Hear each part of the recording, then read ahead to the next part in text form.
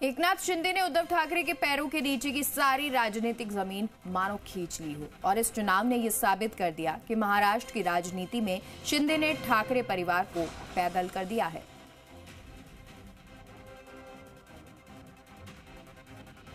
एकनाथ शिंदे का उदय इस बात का सबूत है कि महाराष्ट्र के वोटरों ने बाला साहेब ठाकरे का राजनीतिक उत्तराधिकारी तय कर दिया है। अब सवाल उठता है कि एकनाथ शिंदे पर मोहर के बाद उद्धव ठाकरे के सियासी खाते में क्या बचा और अब वो क्या करेंगे। राजनीतिक जानकारों की माने तो वोटरों ने असली और नकली शिवसेना की बहस खत्म कर दी है। बाला साहेब ठाकरे की राजनीतिक विरासत उद्धव के हाथ से निकल गई है। हालत ये हो गई है कि उनकी पार्टी इस जनादेश को स्वीकार नहीं कर पा रही। नतीजे कबूल नहीं है। मैं मानता हूँ जनता को भी नतीजे कबूल नहीं है। कैसा हो सकता है? आप अपने मन को पूछे, आप पत्रकार है कि महाराष्ट्र में शिंदे को 60 सीटें मिलती है। उद्धव के हाथ से पहले उनके विधायक निकले, फिर पार्टी का सिंबल गया और अब बची थी तो बाला साहेब की राजनीतिक विरासत।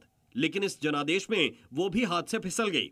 शिवसेना के मूल विचार से अलग रास्ता अख्तियार करना उनके लिए घातक साबित हुआ है और अब कम से कम अगले 5 साल तक उनका राजनीतिक कद महाराष्ट्र की सियासत में बौना दिखने वाला है। महाराष्ट्र विधानसभा चुनाव में असली शिवसेना के अलावा असली एनसीपी कौन है का सवाल का जवाब भी मिल गया है। चुनाव में चाचा शरद पवार पर भतीजे अजीत पवार भारी पड़ गए हैं।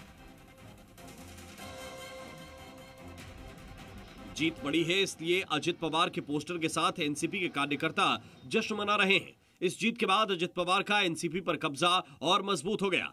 वहीं शरद पवार की एनसीपी हाशिए पर चली गई। महाराष्ट्र की जनता ने यह साफ किया कि वो सहानुभूति पर वोट नहीं करेगी, बल्कि भविष्य का नेता चुनेगी। इस चुनाव में एनसीपी अजित गुट महायुति के साथ 59 सीटों पर चुनाव लड़ा, जिसमें से 41 सीटों पर जीत हासिल की, यानी जीत का प्रतिशत लगभग 66% रहा।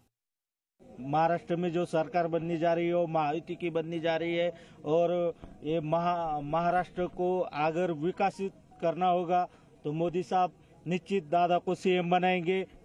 लेकिन शरद पवार की एनसीपी ने महाराष्ट्र चुनाव में सबसे खराब प्रदर्शन किया। शरद गुट 86 सीटों पर चुनाव लड़ा, लेकिन जीत सिर्फ 10 सीटों पर मिली। एनसीपी शरद पवार का स्ट्राइक रेट सिर्फ 13% रहा। इस प्रदर्शन के बाद एनसीपी समर्थकों के बीच अजित पवार और ज्यादा मजबूत हो गए।